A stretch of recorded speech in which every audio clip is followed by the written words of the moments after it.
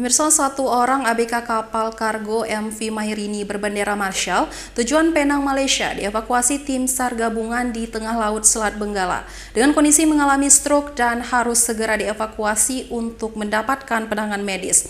Proses evakuasi dilakukan pada Kamis malam. Beginilah proses evakuasi medis terhadap satu orang warga Filipina bernama Antonio, ABK kapal MV Mahirini berbendera Marshall yang mengalami stroke di tengah laut dalam perjalanan dari Loyuan, Cina, tujuan Penang, Malaysia. Akibatnya korban harus dievakuasi tim SAR gabungan untuk mendapatkan perawatan medis. Proses evakuasi dilakukan Kamis malam kemarin. Selama 3 jam, korban baru berhasil dievakuasi ke darat melalui Pelabuhan Ulele, Banda Aceh. Korban terpaksa ditandu lantaran mengalami kesulitan saat berjalan.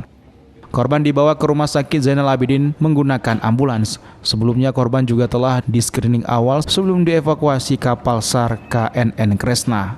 Kami tim SAR gabungan telah melaksanakan evakuasi medis terhadap satu orang kru kapal MV Mahirini yang mengalami sakit di perairan Selat Benggala, Kabupaten Aceh Besar.